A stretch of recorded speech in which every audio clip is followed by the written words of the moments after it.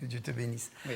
Juste avant le message, j'ai à cœur de vous donner quelques nouvelles, puisqu'on a pris la retraite depuis le 4 septembre.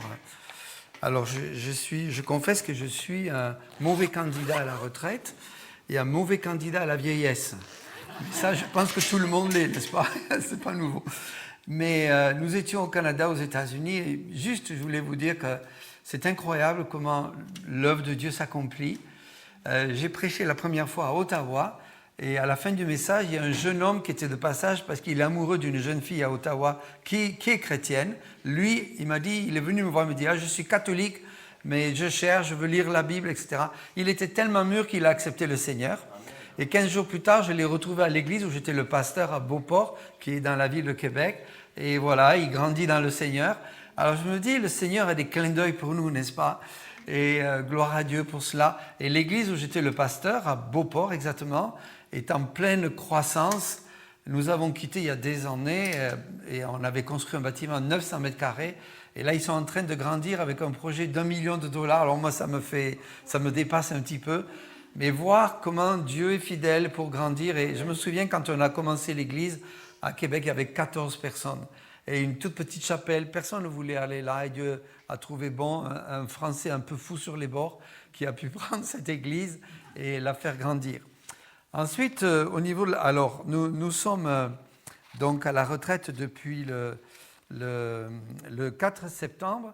En fait, il y a eu pas mal d'épreuves. Mon épouse a été opérée. Mon papa est décédé à l'âge de 101 ans, au mois de décembre. Et je me suis bien occupé de lui. Donc, c'était comme un vide pour moi. C'était comme tomber dans un vide sans parachute. Je ne sais pas si vous avez déjà connu ça. Mais pour moi, cette transition était difficile. Et je dis, Seigneur, mais qu'est-ce que tu veux faire avec moi finalement? Voilà. Puis, le Seigneur m'a envoyé toutes sortes d'invitations en Suisse, à Paris, ici et là dans les églises. Finalement, je vais prêcher 19 fois pendant cet été. Et je me dis, là, le Seigneur, il m'a mis dans un vide, mais il m'a mis dans un plein. Et j'espère qu'il y aura une moyenne quelque part. Voilà. Mais merci de continuer à prier pour notre fille Christina, qui est avec Opération Mobilisation en Afrique du Sud. Et elle va longer avec le Logos Hope, le bateau d'OM, Opération Mobilisation, la côte ouest de l'Afrique. Elle ira jusqu'aux Caraïbes et peut-être, Dieu voulant, on aimerait bien aller la rejoindre quand même. Et là, elle est tellement enthousiaste sur le bateau qu'on lui propose d'être leader, de faire tout un tas de trucs. Et on lui dit, mais pourquoi tu ne restes pas 6 mois de plus? Elle s'est engagée pour 1 an. Donc voilà, on remercie le Seigneur pour nos enfants. Et c'est une grâce de voir nos enfants grandir dans le Seigneur. Et voilà, bon, on aurait beaucoup de nouvelles à partager, au moins pour ceux qui nous connaissent un petit peu, qui connaissent notre grande famille de 6 enfants, 5 garçons et une fille. Mais bon, on a un fils qui est en Afrique, missionnaire. Il vient juste de finir de traduire le livre de Luc. Et c'est un imam qui fait la voix de Jésus. Et quand il a traduit le livre d'Exode, c'est un imam qui a fait la voix de Moïse. Et il a demandé à 27 membres de sa mosquée d'être les voix des gens qui sont inclus dans le livre d'Exode. Et c'est lui-même l'imam qui a diffusé partout la traduction audio du livre d'Exode.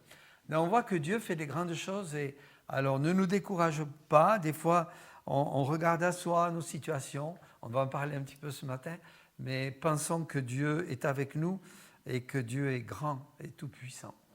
J'aimerais qu'on puisse prier. Seigneur, nous nous inclinons devant toi ce matin pour te demander grâce et miséricorde et de bénir ce passage que tu m'as mis à cœur et que nos frères et sœurs ici soient bénis de ta part, encouragés, édifiés au nom de Jésus.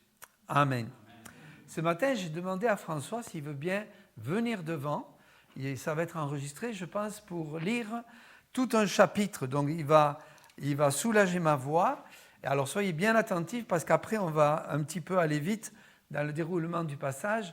Mais comme c'est un passage qui est long, et je ne voudrais pas escamoter la pensée, le conseil de Dieu par rapport au contexte de l'affrontement de David et Goya. Et donc, je vais demander à notre frère s'il veut bien lire le passage. Merci, François. Jean-François. Dans le livre de 1 Samuel au chapitre 17. Les Philistins réunirent leur armée pour faire la guerre, et ils se rassemblèrent à Soko, qui appartient à Juda. Ils campèrent entre Soko et Azekah, à Éphès d'Amin. Saül et les hommes d'Israël se rassemblèrent aussi. Ils campèrent dans la vallée des Térébintes et ils se mirent en ordre de bataille contre les Philistins. Les Philistins étaient vers la montagne d'un côté et Israël était vers la montagne de l'autre côté. La vallée les séparait. Un homme sortit alors du camp des Philistins et s'avança entre les deux armées. Il se nommait Goliath. Il était de Gath et il avait une taille de 6 coudées et un empan. Ça fait beaucoup. Sur sa tête était un casque d'airain. Il portait une cuirasse à écailles du poids de 5000 cycles d'airain. Il avait aux jambes une armure d'airain et un javelot d'airain entre les épaules. Le bois de sa lance était comme une anse souple de tisserand. Et sa lance pesait 600 cycles de fer. Celui qui portait son bouclier marchait devant lui. Le Philistin s'arrêta et s'adressant aux troupes d'Israël rangées en bataille, il leur criait « Pourquoi sortez-vous pour vous ranger en bataille? Ne suis-je pas le Philistin et n'êtes-vous pas les esclaves de Saül? Choisissez un homme qui descende contre moi. S'il peut me battre et qu'il me tue, nous vous serons assujettis. Mais si je l'emporte sur lui et que je le tue, vous nous serez assujettis et vous nous servirez. » Le Philistin dit encore « Je jette en ce jour un défi à l'armée d'Israël. Donnez-moi un homme et nous nous battrons ensemble. » Saül et tout Israël entendirent les paroles du Philistin et furent effrayés et saisis d'une grande crainte. Or, David était fils de cet Éphratien de Bethléem de Juda nommé Isaïe, qui avait 8 fils et qui, du temps de Saül, était vieux, avancé en âge. Les 3 fils aînés d'Isaïe avaient suivi Saül à la guerre.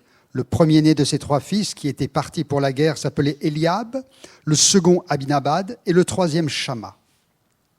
David était le plus jeune. Et lorsque les 3 aînés eurent suivi Saül, David s'en alla de chez Saül et revint à Bethléem pour faire paître les brebis de son père. Le Philistin s'avançait matin et soir et il se présenta pendant 40 jours. Isaïe dit à David, son fils, « Prends pour tes frères cet épha de grains rôtis et ces 10 pains et cours au camp vers tes frères. Porte aussi ces 10 fromages au chef de tes milliers. Tu verras si tes frères se portent bien et tu m'en donneras des nouvelles sûres. » Ils sont avec Saül et tous les hommes d'Israël dans la vallée des Térébintes faisant la guerre aux Philistins. David se leva de bon matin. Il laissa les brebis à un gardien, prit sa charge et partit, comme Isaïe le lui avait ordonné. Lorsqu'il arriva au camp, l'armée était en marche pour se ranger en bataille et poussait des cris de guerre. Israël et les Philistins se formèrent en bataille, armée contre armée. David remit les objets qu'il portait entre les mains du gardien des bagages et courut vers les rangs de l'armée. Aussitôt arrivé, il demanda à ses frères comment ils se portaient. Tandis qu'il parlait avec eux, voici, le Philistin de Gath, nommé Goliath, s'avança entre les 2 armées, hors des rangs des Philistins. Il tint les mêmes discours que précédemment, et David les entendit. À la vue de cet homme, tous ceux d'Israël s'enfuirent devant lui et furent saisis d'une grande crainte. Chacun disait, « Avez-vous vu s'avancer cet homme ? C'est pour jeter à Israël un défi qu'il s'est avancé. Si quelqu'un le tue, le roi le comblera de richesses. Il lui donnera sa fille et il affranchira la maison de son père en Israël. » David dit aux hommes qui se trouvaient près de lui, « Que fera-t-on à celui qui tuera ce Philistin et qui ôtera l'opprobre de dessus Israël? Qui est donc ce Philistin, cet incirconcis, pour insulter l'armée du Dieu vivant ?» Le peuple, répétant les mêmes choses, lui dit, « C'est ainsi que l'on fera à celui qui le tuera. » Eliab, son frère aîné, qui l'avait entendu parler à ces hommes, fut enflammé de colère contre David et il dit, « Pourquoi es-tu descendu et à qui as-tu laissé ce peu de brebis dans le désert? Je connais ton orgueil et ta malice de ton cœur. C'est pour voir la bataille que tu es descendu. » David répondit, « Qu'ai-je donc fait? Ne puis-je pas parler ainsi ?» Et il se détourna de lui pour s'adresser à un autre et fit les mêmes questions. Le peuple lui répondit comme la première fois. Lorsqu'on eut entendu les paroles prononcées par David, on les répéta devant Saül qui le fit chercher. David dit à Saül, « que personne ne se décourage à cause de ce Philistin. Ton serviteur ira se battre avec lui. » Saül dit à David, « Tu ne peux pas aller te battre avec ce Philistin, car tu es un enfant, et tu es un homme, et il est un homme de guerre dès sa jeunesse. » David dit à Saül, « Ton serviteur faisait paître les brebis de son père, et quand un lion ou un ours venait en enlever une du troupeau, je courais après lui, je le frappais et j'arrachais la brebis de sa gueule. S'il se dressait contre moi, je le saisissais par la gorge, je le frappais et je le tuais. C'est ainsi que ton serviteur a terrassé le lion et l'ours. Et il en sera du Philistin, de cet incirconcis, comme de l'un d'eux, car il a insulté l'armée du Dieu vivant. » David dit encore, « L'Éternel qui m'a délivré de la griffe du lion, de la patte de l'ours, me délivrera aussi de la main de ce Philistin. » Et Saül dit à David, « Va, et que l'Éternel soit avec toi. » Saül fit mettre ses vêtements à David. Il plaça sur sa tête un casque d'airain et le revêtit d'une cuirasse. David ceignit l'épée de Saül par-dessus ses habits, et il voulut marcher, car il n'avait pas encore essayé.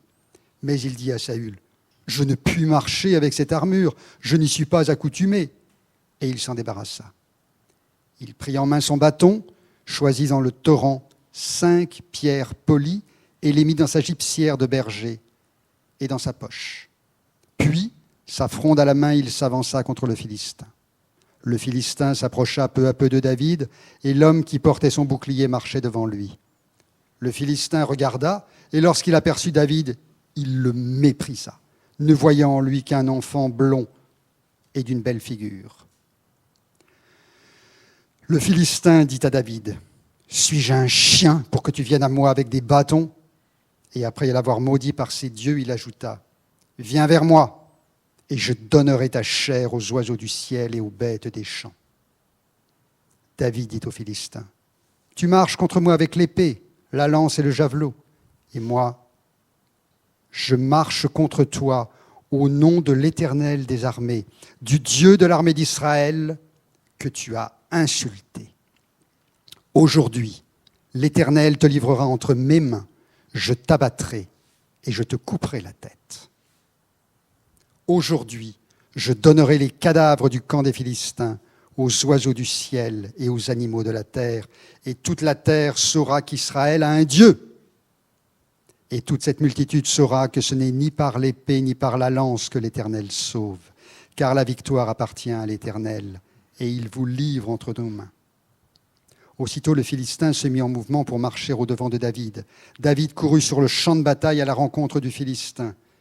Il mit la main dans sa gibecière, il prit la pierre et la lança avec sa fronde. Il frappa le Philistin au front, et la pierre s'enfonça dans le front du Philistin, qui tomba le visage contre terre.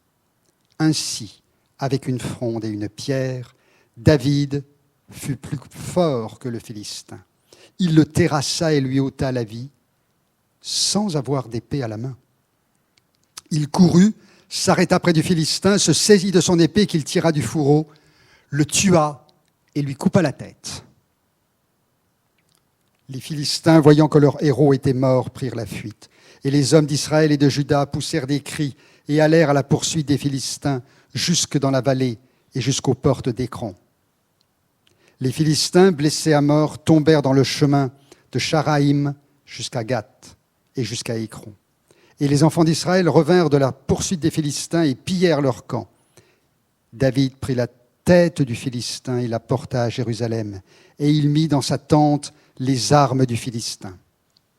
Lorsque Saül avait vu David marcher à la rencontre du Philistin, il dit à Abner, chef de l'armée, « De qui ce jeune homme est-il fils, Abner ?»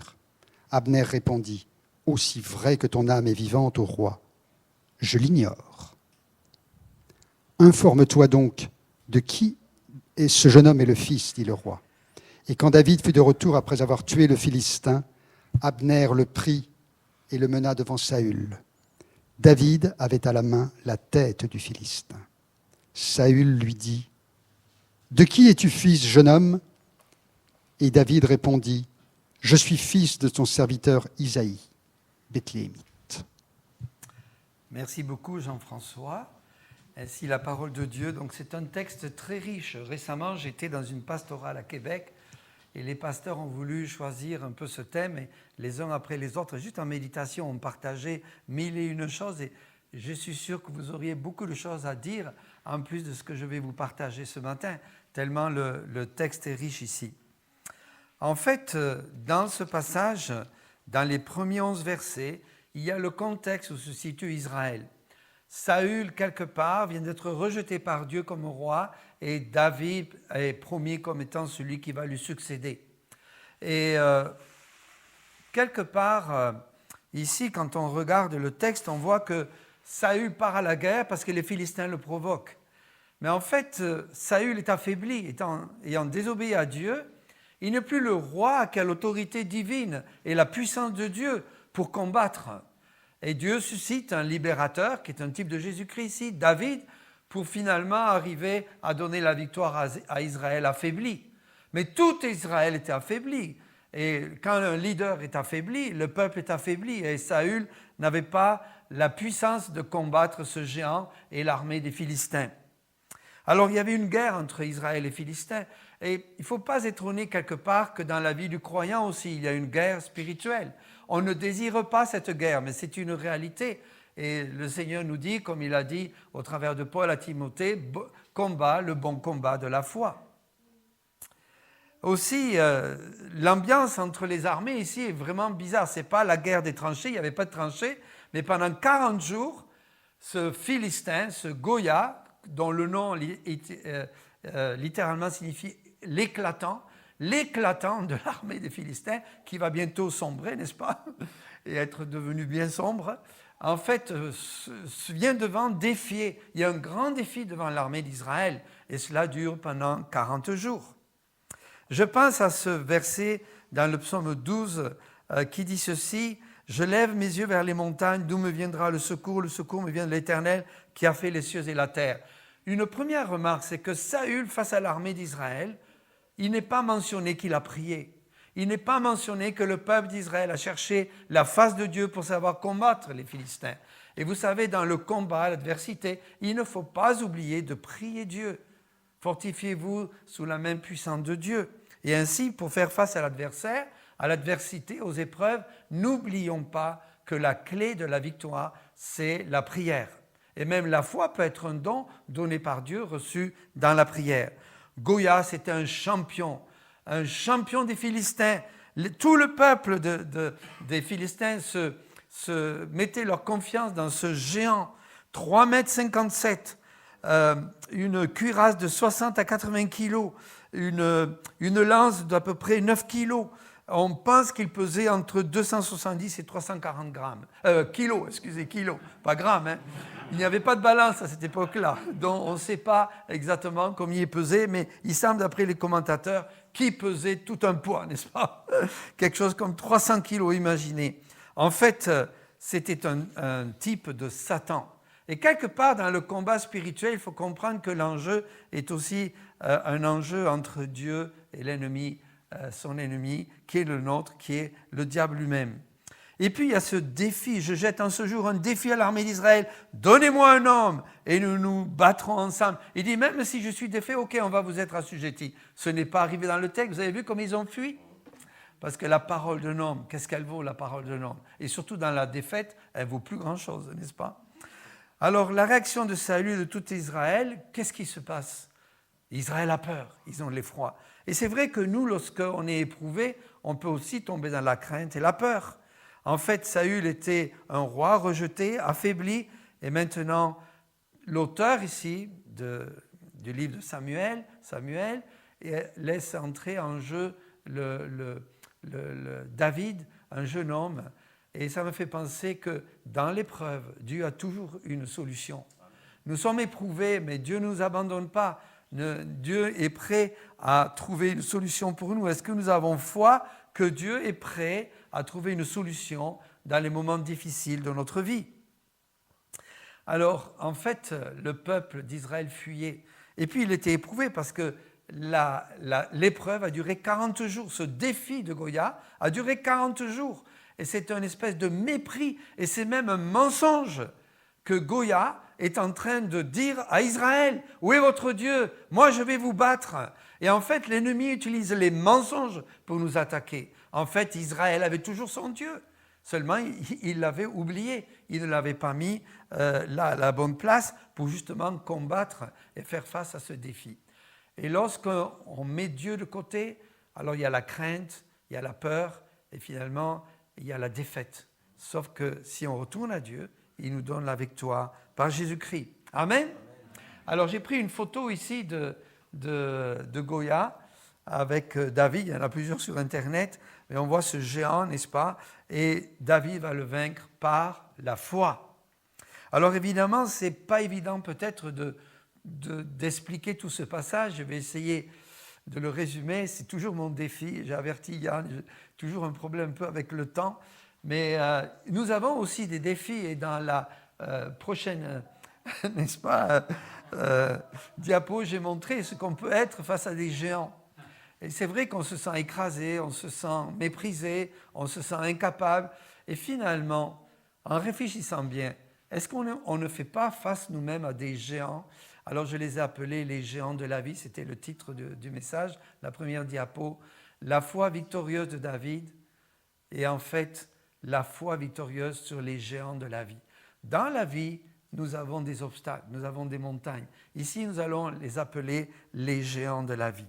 Et nous allons regarder ensemble les caractéristiques de la foi victorieuse de David.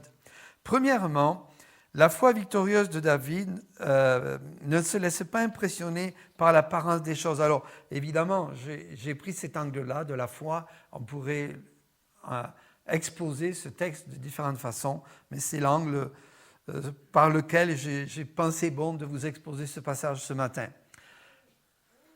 David, il regarde le Philistin, mais ses yeux ne regardent pas ce Philistin comme le reste de l'armée d'Israël. Et il dit ceci, « Qu'est donc ce Philistin, c'est ainsi concis, pour insulter l'armée du Dieu vivant ?» David, il voit les choses de façon spirituelle. Il voit qu'en fait, Goya est en train de défier non seulement Israël, mais Dieu lui-même, le Dieu d'Israël. Et il a une réaction de foi. Pourquoi est-ce qu'il a une réaction de foi? Parce que ses yeux et son cœur sont fixés sur Dieu. Au lieu d'être fixés sur l'adversaire, ses yeux sont fixés sur Dieu lui-même. Et reconnaissons que dans l'adversité, si nos yeux sont fixés sur l'ennemi, sur nos adversaires, alors on peut un peu s'effondrer, un peu comme Pierre qui a marché sur les eaux, et quand il a détourné ses yeux de Jésus, il s'est enfoncé dans l'eau, dans la tempête. Et parfois, il y a des tempêtes qui nous immergent, n'est-ce pas? Et Dieu nous en retire, heureusement. Deuxièmement, la foi victorieuse franchit l'opposition. En fait, il arrive, Dieu, dans ce texte, expose David progressivement. Il met David dans le tableau, un jeune homme qui arrive pour apporter la nourriture, n'est-ce pas, à ses frères, prendre des nouvelles de ses frères pour ramener ces nouvelles à son père. Et il fait face à un premier obstacle. Il a à cœur de ne pas voir Goya comme les autres. Et il dit, mais qu'est-ce qui se passe là? C'est pas normal. Et la première réaction auquel il doit s'opposer, c'est son frère lui-même, Eliab. Un frère certainement jaloux, peut-être jaloux parce que David avait été oint par Samuel pour succéder à Saül. Jaloux parce que qu'est-ce qu'il fait ce jeune homme? Il n'est même pas un soldat enrôlé. Qu'est-ce qu'il vient nous apprendre à nous, les soldats professionnels? Mais il est jaloux. Et j'ai juste une petite réflexion. Parfois, le zèle du croyant, dans un milieu particulier, n'est pas toujours bien compris. Vous avez été zélé pour le Seigneur. Peut-être même c'est les frères et sœurs de l'Église qui ne comprennent pas votre cœur pour le Seigneur. Et pourtant, Dieu vous a appelé à quelque chose de précis. Eh bien, soyez fermes, inébranlables, parce que Dieu ne se repent pas de l'appel qu'il vous a donné. Et le deuxième obstacle, c'est Saül. Pourtant, il connaissait David, Saül, puisqu'il était le porteur de ses armes, et puis il était même à la cour du roi. Mais il dit, tu ne peux aller te battre avec ce Philistin, car tu es un enfant. Et c'est vrai, le mot hébreu pour enfant, c'est un enfant entre 0 et 20 ans. On pense, les commentateurs, qu'il est à peu près dans l'âge de 17 à 20 ans. Et Et donc, Saül lui dit, mais Goya, c'est un homme de guerre dès sa jeunesse. Et toi, qui prétends-tu être? Et là, il se défend. Parce qu'il y a l'opposition entre la foi et l'incrédulité. La foi de David, qui a pu vaincre l'ours et le lion. C'est peut-être pas le lion africain, hein, mais en tout cas, un lion peut-être un peu plus petit de taille. Mais il voit ce que Dieu peut faire au travers de lui, oint par l'Esprit Saint, et saisi par l'Esprit Saint. Et il voit un roi qui est défait. Il ne se laisse pas arrêter par l'incrédulité du roi, qui le voit comme un jeune homme. Oui, il est un jeune homme. Et dans la vie personnelle du croyant, on doit se voir tel qu'on est. Un jeune homme, une personne faible en fait, une personne encore inexpérimentée. Et dans la vie chrétienne, on a tellement de choses à vivre, on se sent souvent inexpérimenté. Mais si nous regardons à Dieu, avec Dieu, rien n'est impossible. Je ne sais pas où vous êtes aujourd'hui, ce matin même, face à peut-être à des montagnes, des géants de votre vie, mais sachez que Dieu peut vous donner la foi pour les surmonter. Et je pense à ce que Paul disait en Philippiens, « Je puis tout par celui qui me fortifie ». En fait, Saül manque de foi, il manque d'autorité, il a perdu la vision de qui est Dieu, de ce que Dieu peut faire dans sa vie en tant que roi, parce qu'en fait, il a désobéi. Et c'est vrai que la désobéissance dans la vie du croyant amène l'affaiblissement spirituel. Troisièmement, la foi victorieuse de David est courageuse. Et David dit à Saül que personne ne se décourage à cause de ce Philistin. Ton serviteur ira se battre avec lui. Quelle assurance, n'est-ce pas? Tout le monde tremble, tout le monde a peur. Et voilà un jeune homme de 20 ans qui se présente et qui dit « Moi, je vais le vaincre ». Waouh! Quelle foi, quelle assurance! Et vous savez, avec Dieu, nous ferons des exploits. Et on le chante aussi. Avec Dieu, nous ferons des exploits. Quatrièmement, la foi victorieuse est une foi téméraire, basée sur l'exercice de la foi du quotidien. Pourquoi David a vu le Goya avec des autres yeux que le peuple d'Israël qui était en fuite et complètement apeuré? Parce que David avait appris à servir le Seigneur et à exercer sa foi tous les jours de sa vie.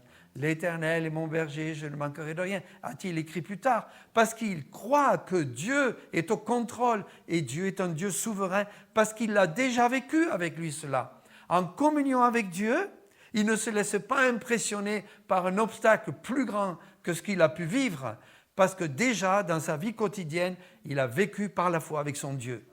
Est-ce que vous vivez par la foi tous les jours? Et quand l'adversité arrive, alors Dieu nous fait penser aux épreuves qu'il a déjà vaincues par la foi au travers de nous, parce que Dieu est celui qui est fidèle dans toutes les épreuves. Où est notre foi ce matin? Cinquièmement, la foi victorieuse est une foi pleine d'assurance. Voilà ce que dit David à Saül. Regardez bien qu'il a du zèle et puis il est obligé d'argumenter pour accomplir la volonté de Dieu. C'est terrible des fois de devoir argumenter dans le peuple de Dieu ce que Dieu nous a montré à faire. Et David dit encore, « L'Éternel qui m'a délivré de la griffe du lion et de la patte de l'ours me délivrera aussi de la main de ce Philistin. » Et Saül dit à David, « Va et que l'Éternel soit avec toi. » Quel courage ce Saül quand même, hein? Va toi, oui, écoute, si ça peut marcher, vas-y, mais moi j'y vais pas. Jonathan lui-même avait déjà fait des exploits en Israël. Et pourtant lui-même, là, ne se présente pas. Et ce qui est triste, c'est que Saül a perdu l'autorité, la puissance de Dieu pour faire face à l'adversité de tout un peuple. Affaibli, réellement, Saül n'a plus la vision de Dieu en ce qui concerne cette possibilité de victoire. Sixièmement, la foi victorieuse est une foi qui agit avec la liberté que communique l'Esprit Saint. Vous avez remarqué, Saül dit, écoute, je vais te donner mon armure. Je ne peux pas y aller, mais voilà, je te prête mon armure, vas-y. L'armure du chef de l'armée, du roi. Quelqu'un pourrait dire, waouh, j'ai les galons du général, j'y vais avec les galons du général. Ah, pas du tout. David, il commence à mettre l'armure, il obéit, mais il dit, non, ça, c'est pas moi, ça. J'aimerais vous dire, parfois dans la vie chrétienne, il y a des formes de légalisme, de mysticisme, toutes sortes de ismes qui nous font porter des armures, des habits qui ne sont pas ceux de Dieu pour nous. Gardons-nous de porter des choses qui ne sont pas de Dieu. Gardons-nous d'être sous le joug d'eux, parce que Dieu veut nous donner la liberté du Saint-Esprit en nous. Et nous pouvons vivre dans l'Église en toute liberté, servir le Seigneur en toute liberté, parce que c'est ce à quoi Dieu prend plaisir. On est différents les uns des autres, mais Dieu prend plaisir à nous revêtir de sa justice, à nous revêtir de ses armes à lui. Et vous connaissez évidemment Éphésiens chapitre 6 qui nous parle des armes de Jésus-Christ, qui est en fait les armes des personnifications de qui est Jésus-Christ. Alors il n'accepte pas les habits de Saül, il n'arrive même pas à marcher, et il part avec un bâton et 5 pierres. Quelqu'un a dit peut-être 5 pierres parce que Goya avait 4 autres frères, on ne sait pas. En tout cas, il a pris 5 pierres, mais c'est avec la première pierre qu'il a tué Goya. En tout cas, qu'il a assommé pour ensuite lui couper la tête. Et il est parti avec un bâton. Et je pense à ce cantique qui dit « Va avec la force que tu as ». Nous sommes dépouillés, et quand nous sommes dépouillés de nous-mêmes, Dieu peut nous utiliser. Mais quand nous voulons revêtir une espèce d'armure extérieure, ça ne marche pas, parce qu'on doit combattre avec les armes de Dieu. Et parfois, on doit être dépouillé. Il semble qu'on est tout fragile, et c'est parfois dans les moments les plus faibles où on se sent incapable que Dieu est en train de donner la victoire. Un bâton et 5 pierres. Alors, c'est quand même assez extraordinaire cette histoire, n'est-ce pas? Septièmement, la foi victorieuse est une foi qui regarde à Dieu et qui cherche la gloire à Dieu. Voilà ce que déclare David aux Philistins. « Tu marches contre moi avec l'épée, la lance et le javelot, et moi je marche contre toi au nom de l'Éternel des armées, du Dieu de l'armée d'Israël que tu as insulté. Aujourd'hui, l'Éternel te livrera entre mes mains, je t'abattrai, je te couperai la tête. » Je ne sais pas vous, mais à 20 ans, je n'avais pas envie de couper la tête de qui que ce soit. Mais je pense que David était déjà un guerrier, n'est-ce pas? Et dans sa sainteté, dans la révélation de Dieu, il voit déjà la victoire qu'il va avoir contre Goya. Et il dit, je vais te couper la tête. Imaginez, Goya, la tête coupée quand même, ça fait quelque chose. Aujourd'hui, l'Éternel te livrera entre mes mains, je t'abattrai, je te couperai la tête. Aujourd'hui, je donnerai les cadavres du camp des Philistins aux oiseaux du ciel et aux animaux de la terre. Parce que la victoire de David sur Goya entraîne la victoire de tout le peuple, et c'est ainsi que le peuple s'enfuit, et finalement, ils sont exterminés. La foi victorieuse, huitièmement, est une foi qui donne du zèle, qui vise juste. Et on voit ça, la façon avec laquelle David se présente. Il court même vers Goya, n'est-ce pas, après que Goya l'ait complètement méprisé. Il ne voit pas Goya, il voit Dieu dans sa vision de voir les choses. Et ça fait toute une différence quand on voit les choses comme Dieu les voit. Amen. Et puis finalement, alors ça c'était au verset 48, peut-être quand même je vais assez vite pour racheter le temps. Aussitôt que le Philistin se mit en mouvement pour marcher au-devant de David, David courut sur le champ de bataille à la rencontre du Philistin. Quelle foi, n'est-ce pas? Il n'est pas là tout craintif, qu'est-ce qui va arriver? Dieu, es-tu là vraiment? Il y va de toute la force que Dieu lui communique, et puis il est plein d'assurance. Et puis enfin, un dernier point, la foi victorieuse apporte une victoire absolue. David, par une seule pierre, frappe Goya qui tombe, il prend l'épée, il lui coupe la tête, plus tard il apportera la tête comme ça devant Saül. Waouh! Moi, j'aurais pas envie à 20 ans d'amener une tête à quelqu'un comme ça. Hein. Mais lui, il l'a fait, c'est un guerrier. Les Philistins prennent la fuite et finalement, ils sont exterminés. Ils tombent sous le fil de l'épée d'Israël. Tout cela parce que quelqu'un a osé croire l'impossible. Vous voulez la croissance de l'Église, vous voulez un réveil, vous voulez amener quelqu'un au Seigneur, vous voulez une délivrance particulière, le seul moyen, c'est Dieu lui-même et c'est la foi en lui. Alors ce texte nous pose rapidement 3 questions, si vous me permettez, auxquelles j'aimerais répondre avec vous. Ça va? Premièrement, en général, quels sont les géants auxquels on fait face en tant que croyant? Deuxièmement, quels sont les géants peut-être ou le géant avec lequel vous vous confrontez aujourd'hui? Un Goya qui traîne dans votre vie ou peut-être qui est souvent présent. Et puis, quels sont les principes qu'on peut tirer de ces textes pour nous afin de combattre le bon combat de la foi, de combattre les géants de la vie? Quels sont les géants possibles dans nos vies? Alors, d'abord, en général, nous avons 3 ennemis, c'est très connu cela, c'est le diable, c'est le monde et c'est la chair. La Bible dit qu'on n'a pas à lutter contre la chair et le sang, contre les dominations, contre les autorités, contre les princes de ce monde de ténèbres, contre les esprits méchants dans les lieux célestes. Et reconnaissons que parfois on est attaqué par ces mauvais esprits, mais notre victoire, elle est déjà accomplie. À la croix, Jésus a vaincu Satan, il a dépouillé. Il a dépouillé l'acte qui nous condamnait. Il a dépouillé Satan.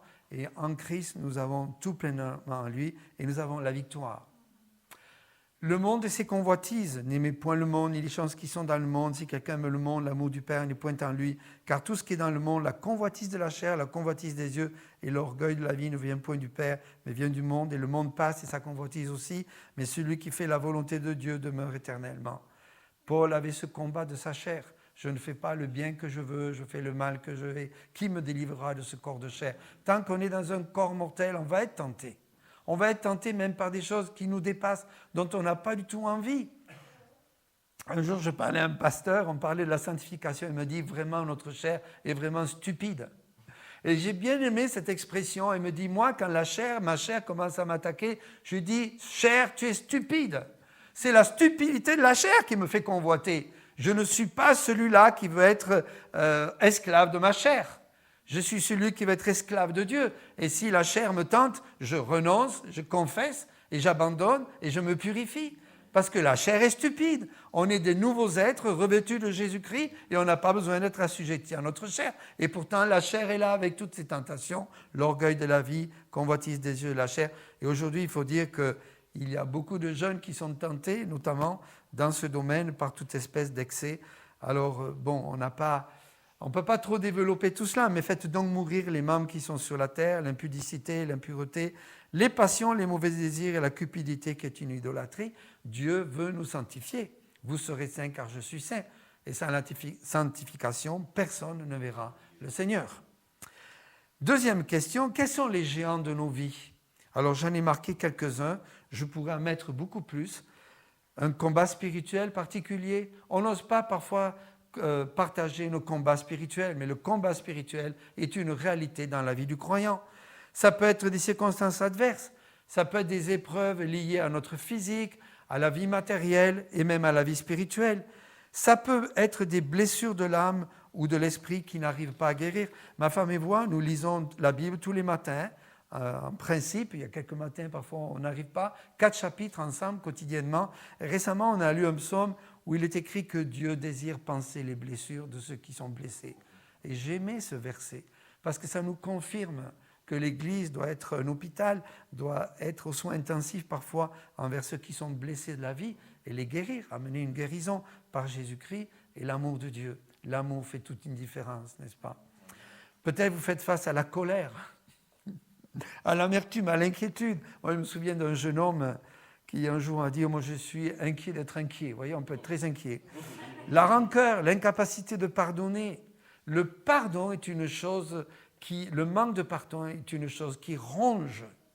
Je me souviens un jour avoir parlé à un président de l'association baptiste au Canada, un cher ami qui était pasteur. Il m'a dit « Michel, un des plus grands problèmes dans notre union, il y a, je ne sais pas, quelque chose comme 800 églises, c'est le manque de pardon parmi les membres. » Je ne m'attendais pas du tout à cette réponse. Quel est le pardon que vous devez accorder et que vous n'avez pas encore accordé peut-être? L'incrédulité, l'incompréhension, une tentation plus forte que tout, les passions de la jeunesse, sexualité, pornographie, drogue, une addiction particulière. Combien en tant que pasteur, j'ai eu des confessions de jeunes hommes et d'autres, même jeunes filles, qui sont tentés, éprouvés, accros de certaines, n'est-ce pas, choses qu'on peut voir sur Internet.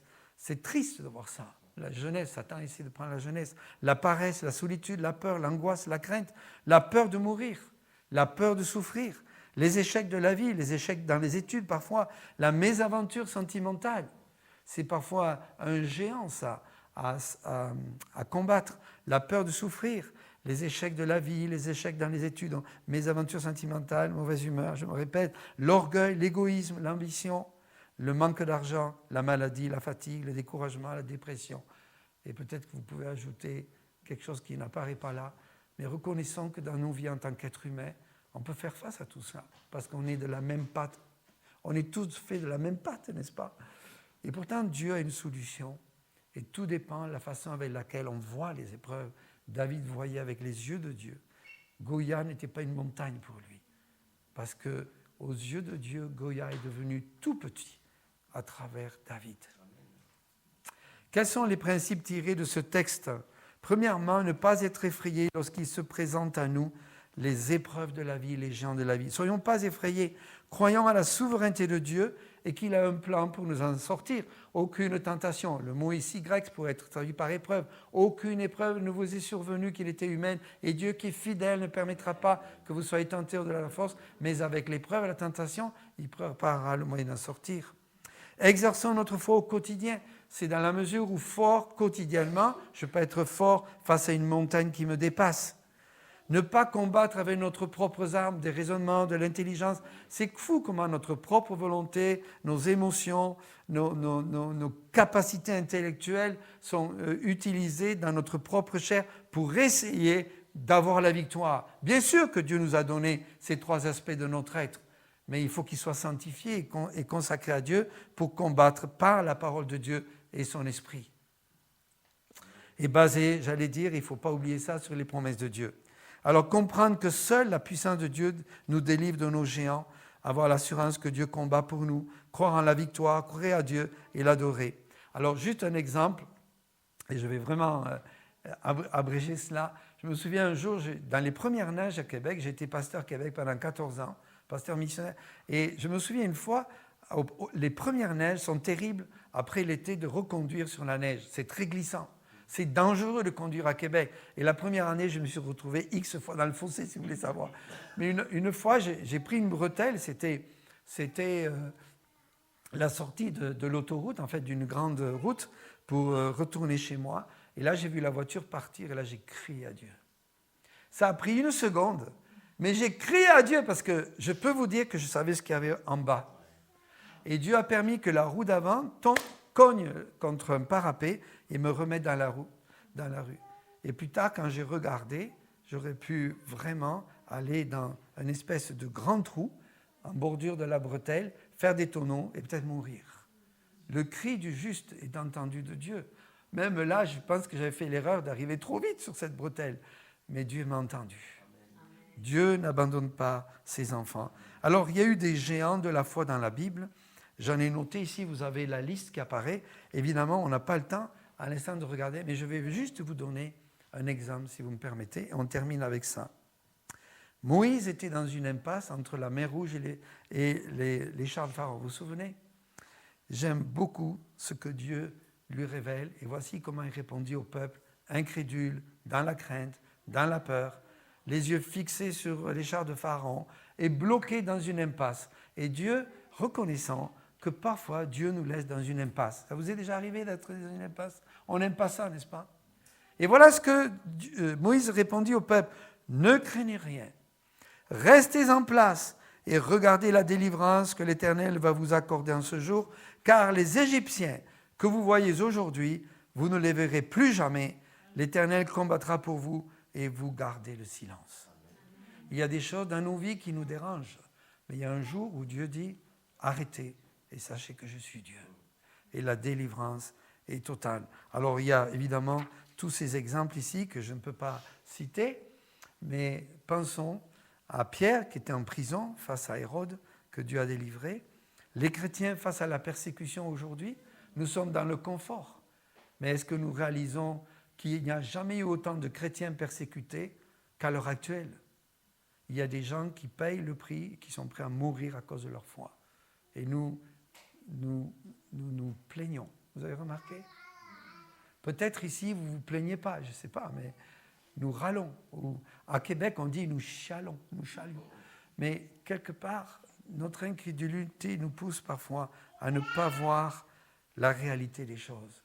Et puis, le modèle parfait face à nos Goya, à nos géants, c'est le Seigneur lui-même, qui a fait face à l'opposition des Juifs, qui a fait face à l'opposition des Romains, qui à la croix, parce qu'il était crucifié, on s'est moqué de lui. Si tu es vraiment le Fils de Dieu, descends de cette croix. Est-ce qu'il était le Fils de Dieu? Oui.